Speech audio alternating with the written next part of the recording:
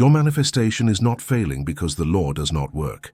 It is failing because you quietly cancel it, yourself, every single day, usually without noticing. There is a specific moment, one that repeats daily, where you take everything you built and undo it. And because it happens so casually, so automatically, you never suspect it. You think the law is broken, or you are unlucky, or your desire is too big. None of that is true. What is true is far more fixable and far more uncomfortable because it means you are the one blocking it every day with your own hands. Let me show you exactly how it happens, because once you can see the moment you block it, you can stop. Here is the pattern. You do the work, you assume the wealth. Maybe at night, in that drowsy state before sleep, you feel the money is real. You occupy the end. You go under carrying that feeling. Good. That night you plant the seed correctly. Then the next day comes and somewhere in it, you dig the seed back up to check if it has sprouted. You look at your account with worry. You feel the familiar clench of lack. You react to a bill with fear. You catch yourself thinking it is not working. And in that moment you have reversed the assumption. You planted wealth at night and pulled it up by noon. Then that night you plant again, and the next day you pull it up again. Plant, uproot every single day, and then you call the empty soil proof that seeds do not grow. The seeds grow fine, you keep pulling them up. That is why your manifestation goes broke every single time. Not because you never assume wealth, you do assume it in bursts. But you cancel each assumption before it has time to take root, and a seed that is planted and pulled up daily can never become anything. The cruel part is that the pulling up feels responsible. It feels like staying informed, staying realistic, keeping track. Nobody warned you that the checking itself is the uprooting. So you do it with a clear conscience, believing you are being wise, while you steadily undo the very thing you are trying to grow. You block it daily. And because it is daily, it never accumulates. Manifestation needs accumulation, a steady assumption held long enough to harden, and you reset the counter to 0 every morning. Let me make the mechanism vivid, because you need to feel it to stop it. Imagine your assumption is a temperature, and you are trying to bring a cold room to warm. At night you turn the heater on, and the room starts to warm. But every morning you throw the windows open to check whether it is warm yet, and all the heat rushes out, and the room goes cold again. So you close the windows, turn the heater back on, and by night it is warming, and the next morning you throw the windows open again. The room never gets warm, not because the heater is broken, but because you keep opening the windows to verify. The checking is the open window. Your fear, your monitoring, your anxious looking, is the cold air rushing in and cancelling all the warmth you built. Stop opening the windows and the room warms on its own fast.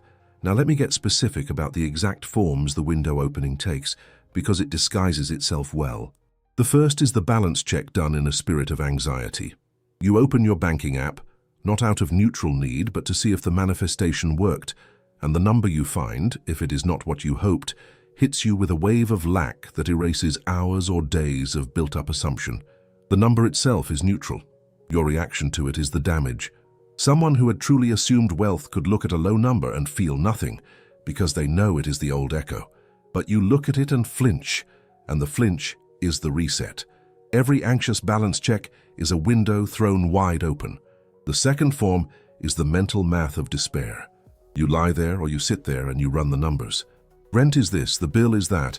I have this much that leaves this and it is not enough, and here comes the familiar dread. This calculating is not planning. Planning is neutral and forward-looking. This is rehearsing lack, running the arithmetic of scarcity over and over, until the feeling of not enough is burned into your nervous system. Every time you do this math in a state of fear, you press lack into your subconscious, with the full authority of numbers, which feel like truth, and the subconscious, dutifully, produces more of exactly the condition you keep calculating. The third form is the conversation. You tell someone how tight things are.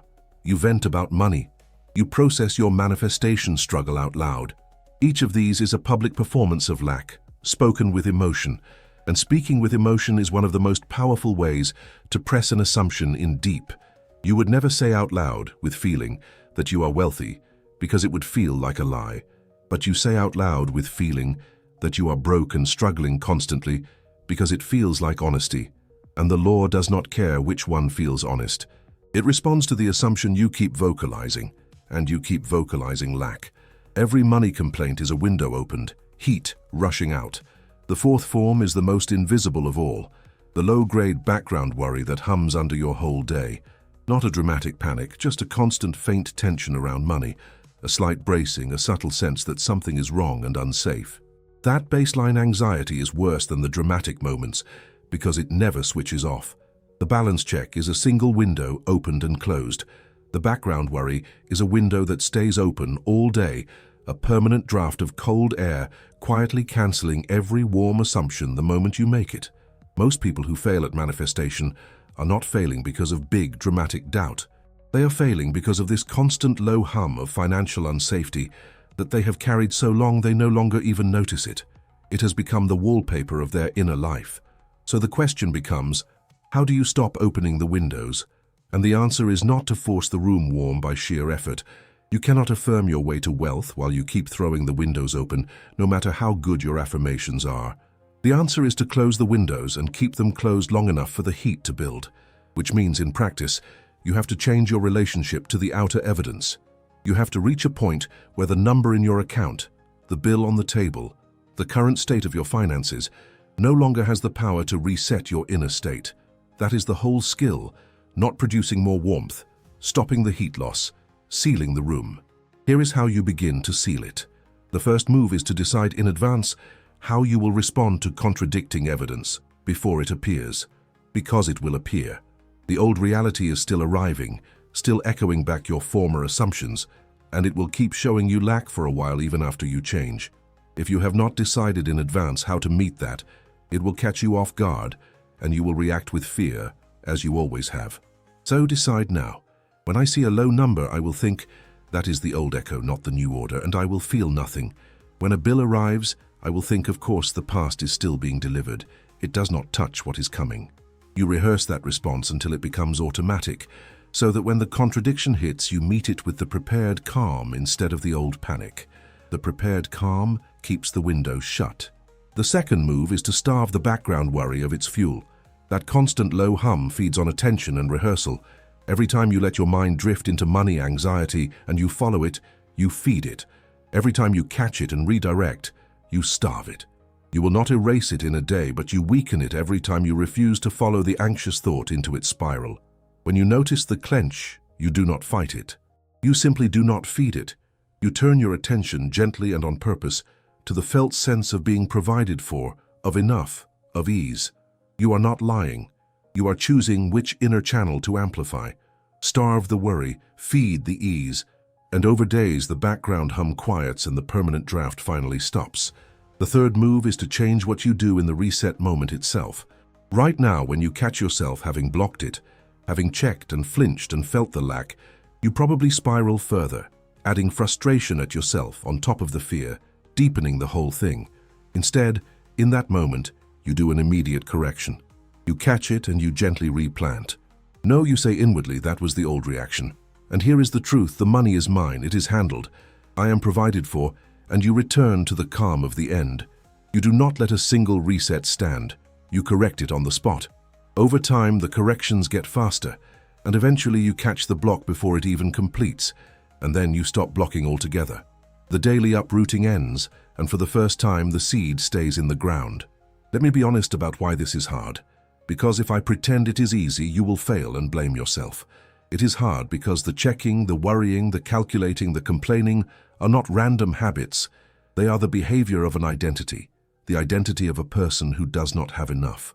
That identity has run your money life for years, maybe your whole life, and it does not want to stop because stopping threatens its survival. When you stop checking, that identity panics. It insists you are being irresponsible, reckless, delusional. That protest is not wisdom. It is the old self fighting to hold its ground, and the discomfort you feel when you refuse to check is the discomfort of that identity being starved. That discomfort is not a sign you are doing it wrong. It is the exact sensation of doing it right. Before we go further, let me give you something practical. Because concept alone rarely changes behavior, I am going to lay out the anti-blocking routine later in this video, but the guided version, the short daily sequence you actually follow each morning and night so the windows stay shut, is the resource I left in the pinned comment. If you have been planting and uprooting for years, That gives you something to run every day instead of just a concept to admire. Go read it, then come back, because now I want to show you what happens on the other side once you stop blocking it, because it is not what you expect. When you finally stop opening the windows, the change does not always come the way you imagine. People expect a sudden dramatic windfall the moment they stop blocking. Sometimes that happens. More often, what happens first is subtler and easy to miss. The background worry lifts. You notice you are not clenched about money the way you were. A strange calm settles in, a sense that it is handled, even before the outer evidence changes. And that calm is not a consolation prize. It is the first sign that it is working, because that calm is the state of already having, and the state always comes before the manifestation. People who miss this sign, who dismiss the calm because the number has not changed yet, often throw the windows back open in impatience and reset everything. Do not do that. When the calm comes, protect it. It is the room finally warming. After the calm, the outer changes begin, and they usually come sideways from directions you were not watching. This matters because if you are staring at one expected channel, checking whether the money comes from the one source your mind has decided on, you will miss it, and you will also be blocking it by that very fixation. The money, when it comes to someone who has stopped blocking, tends to arrive through an unexpected door. An opportunity you did not foresee, a sum from a direction you forgot about, an idea that lands at the right moment, a shift in circumstances that opens a channel you could not have planned. Your only job is to hold the assumption and keep the windows shut. The delivery is not your department, and the moment you try to make it your department, by fixating and checking and forcing, you open a window and let the heat out again. Let me deal with impatience directly, because impatience is one of the most stubborn windows of all, the one that gets people even after they have mastered the others. Impatience says, "It has been long enough. Why is it not here yet? Maybe it is not working." And that thought, maybe it is not working, is itself the uprooting. Impatience is checking dressed up as time. It is you demanding evidence on your schedule, and demanding evidence confesses you do not have certainty, and lacking certainty is the leak. The cure for impatience is to understand that the timing is not yours to set, and that every anxious demand for it to hurry actually pushes it further away by resetting the assumption. The person who is not in a hurry, who is content to let it arrive whenever, who is not even watching the clock, is the one it arrives to fastest. That is the paradox. Stop needing it now, and now becomes possible. And there is one more window hiding behind all of these, the sneakiest because most people never catch it, and it undoes them for years. It is the check you do to reassure yourself, not the anxious, panicked check, the gentle one. You look at your account or you run the numbers, telling yourself you just want to see where things stand, just want to feel a little better, just want a small hit of reassurance. And if the number happens to look okay that day, you do feel better for a moment. But look at what just happened. You outsourced your sense of safety to the outer number. You told your nervous system that your calm depends on what the account says. So the next day, when the number looks worse, the same habit that gave you relief now delivers fear, because you trained yourself to feel based on the evidence. The reassurance check and the panic check are the same window. One just opens it gently. Both let the heat out because both hand your inner state over to the outer world to decide. The person who seals the room does not check for reassurance either, because they have moved the source of their safety inside, where the outer number cannot reach it, and that is the only place safety can actually hold. Let me go deeper into the daily rhythm of blocking, because there is a structure to how a day undoes a night, and once you see it, you can interrupt it at each point. The night is when you plant. In the drowsy state before sleep, if you assume wealth and feel it as real, you press the assumption into the receptive subconscious. That is the planting, and it is genuinely powerful. But then the day begins, and the day is a series of small collisions with the outer world, each one a chance to uproot. You wake and the first thought is often a money worry, and there is the first uprooting before you are even out of bed. You check your phone and there is a notification about a payment, and there is the second. You get through the morning and someone mentions a bill, and there is the third. By the time you have been awake 3 hours, you may have uprooted the night's planting a dozen times, and you have not even done anything you would call worrying. You have simply reacted, small reaction after small reaction, each one a tug on the seed. That is why the battle is not won in the grand nightly session alone. It is won or lost in the small moments of the day, in how you meet each small collision with the outer evidence of lack. Most people pour all their manifestation effort into the nightly practice and then leave the entire day unguarded, and the unguarded day dismantles the guarded night. The people who succeed guard the day, not by doing formal practice all day, but by catching each small reaction and refusing to let it become an uprooting. They meet the morning money thought and let it pass without following it. They see the payment notification and feel nothing because they have decided it is the old echo. They hear the bill mentioned and do not clench. Each small non-reaction is a small act of not uprooting, and across a day the accumulation of not uprooting is what finally lets the seed hold. Let me give you the single most powerful tool for the day, a technique Neville taught called revision, adapted here to guard your manifestation from the daily blocking. At the end of each day, before you plant the night's assumption, you go back through the day and find every moment where you blocked it, every reaction of fear, every anxious check, every clench of lack, and you replay it the way it should have gone. You see yourself meeting the payment notification with calm. You see yourself hearing about the bill and feeling only ease. You see yourself moving through the day as the person who is already provided for, unbothered by every collision that actually rattled you. You relive the corrected version until it feels more real than what happened. And in doing that, you reach back and pull the assumptions of lack out of the day's record before they can take root and shape tomorrow. This works because your subconscious does not draw a sharp line between an event that happened and an event you vividly imagine as having happened. Both get filed as experience. Both shape the assumptions that create your future. So a day where you reacted with fear a dozen times, left uncorrected, files a dozen impressions of lack. But if you revise it each night, replaying the fearful moments as calm ones, you overwrite those impressions before they harden. You are not lying about the past. The past has no substance now, except as an impression in your mind, and that impression is the only thing that creates. Change the impression and you change what it produces. Revision is how you clean the day's damage before sleep, so you are not planting the night's assumption into soil the day just poisoned. You clean the soil, then you plant. This is the missing step for most people. They plant into poisoned soil and wonder why nothing grows. Now let me expose the deepest form of blocking, the one underneath all the others, because if you only address the surface forms, you will keep blocking through this deeper channel.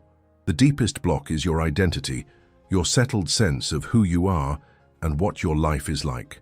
If, underneath everything, you hold the identity of a person who struggles with money, a person for whom money is hard, a person who is broke, then that identity will generate blocking behavior automatically, endlessly, faster than you can correct it.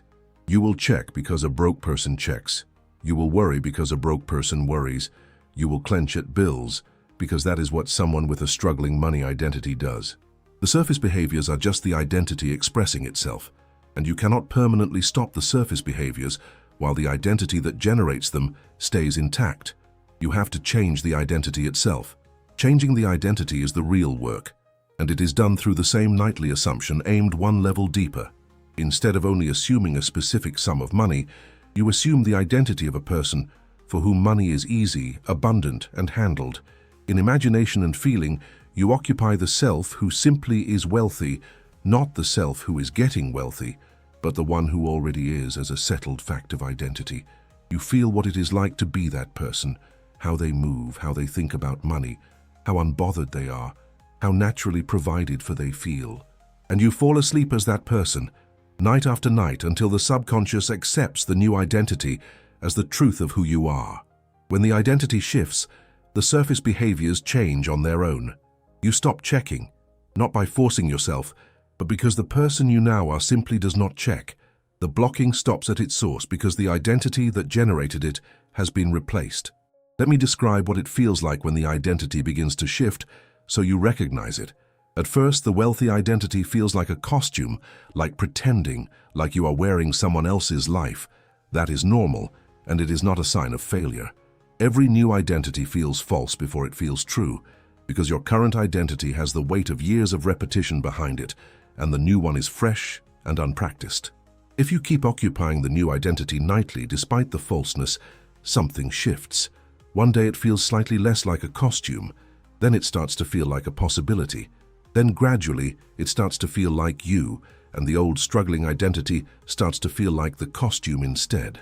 That flip, where the wealthy self becomes the real you and the broke self becomes the old costume you are taking off, is the moment everything changes, because from a wealthy identity, wealth is not a struggle to attract, but a natural expression of who you are. I need to warn you about the resistance you will feel as the identity shifts, because it is intense and predictable, and it makes people quit right before the breakthrough. As you occupy the wealthy identity, the old struggling identity fights back hard. It throws up thoughts like, "This is stupid, this is not working, who am I kidding, look at my actual life." It manufactures doubt, discomfort, even a kind of grief, because an identity being replaced feels like something is being pried loose, and it resists that with everything it has. This resistance is not a sign you are doing it wrong. It is the exact sensation of the old identity losing its grip.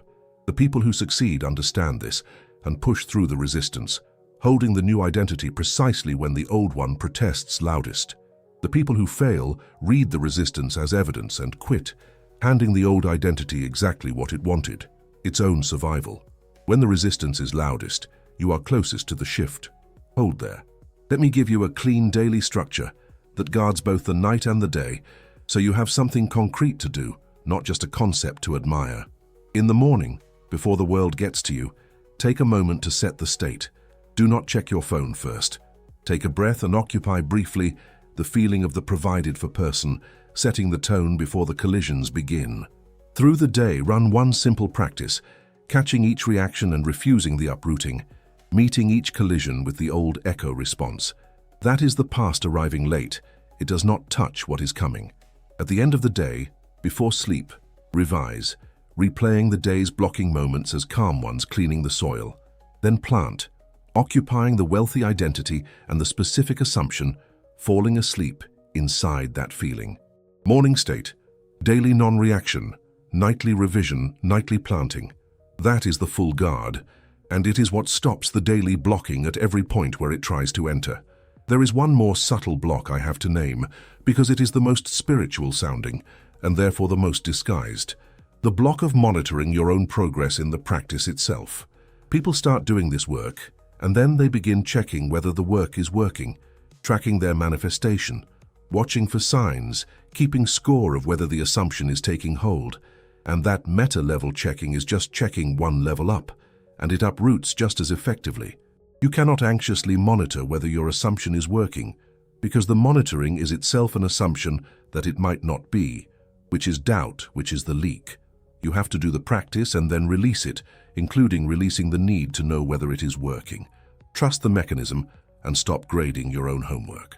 The person who does the practice with calm faith and never checks whether it is working gets the result faster than the person who does the same practice while anxiously monitoring its progress, because the monitoring reintroduces the exact doubt the practice is meant to dissolve. Let me pull the layers together before we look at what changes on the other side.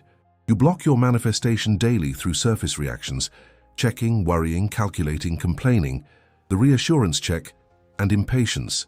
You block it more deeply through a struggling identity that generates those reactions automatically, and you block it most subtly by monitoring whether the practice is even working. The fix operates at all three levels. At the surface, you catch and refuse each reaction. Underneath, you use revision to clean the day and nightly assumption to replace the identity. At the meta level, you release the need to check whether any of it is working, trusting the mechanism completely.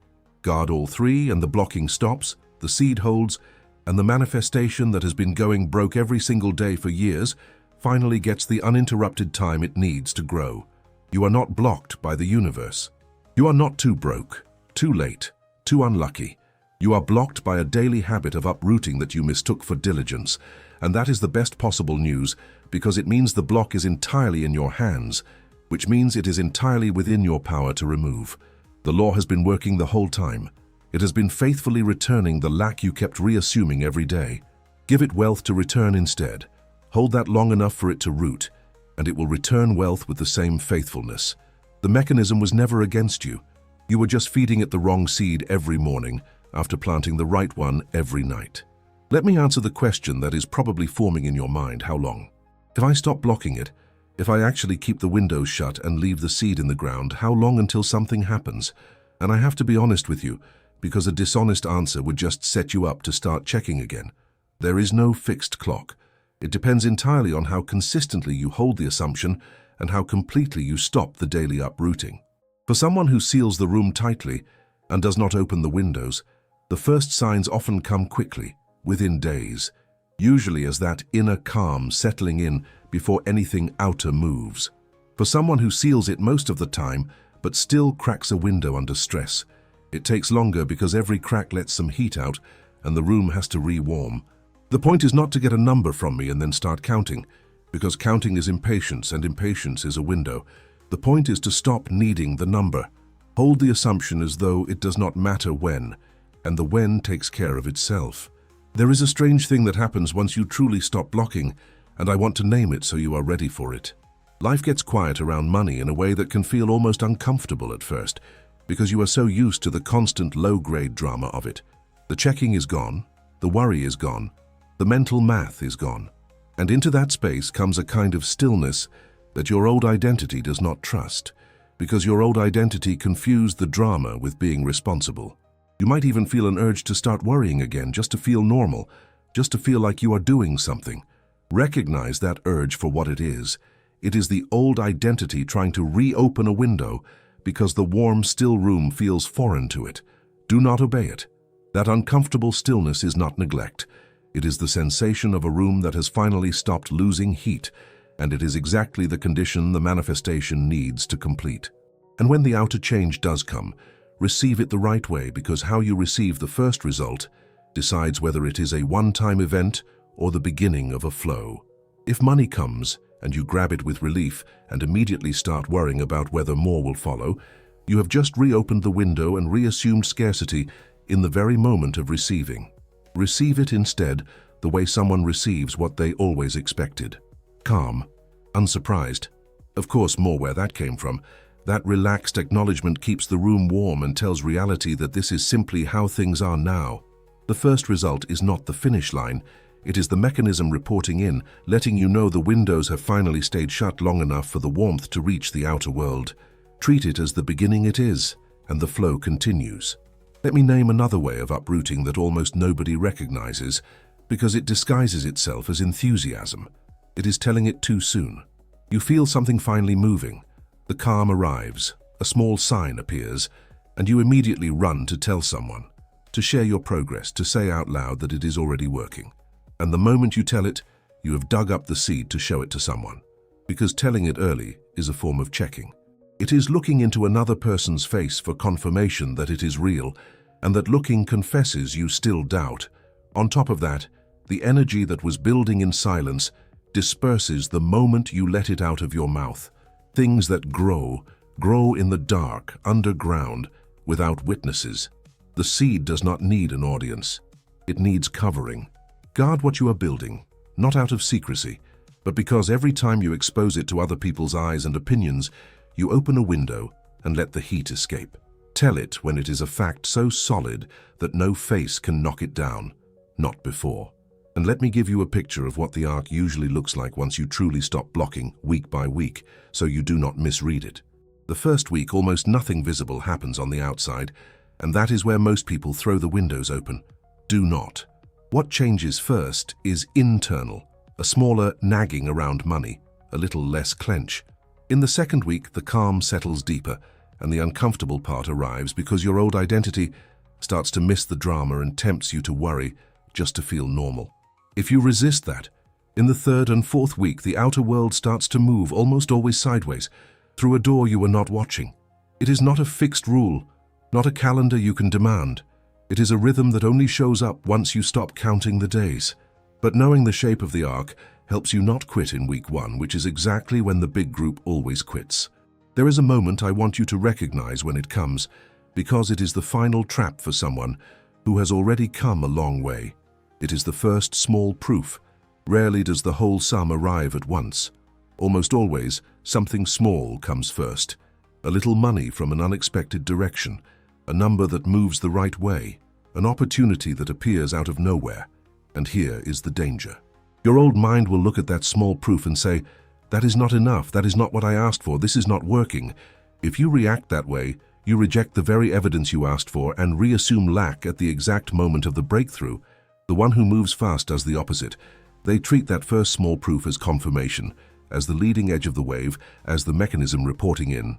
They get quietly pleased and say, "There it is, right on schedule." And that grateful recognition tells reality to send more. The small proof is a test of whether you can receive. Pass it by, welcoming it, and the large proof follows close behind. If you saw yourself in this, if you realized you have been uprooting your own manifestation daily, tell me in the comments which window you open most: the anxious balance check, the money math, the complaining, the background worry, the reassurance check, or the impatience. Naming it is the first step to closing it. The resource that lays out the full anti-blocking daily structure is waiting in the pinned comment, so go read it if you want to actually break the pattern instead of just understanding it. Subscribe, because next I'm going to show you how to stop chasing money entirely and make it come to you instead. You came here to learn why your manifestation keeps going broke. Now you know. It was never broken. You just kept blocking it. So stop and watch what grows when you finally leave the seed alone.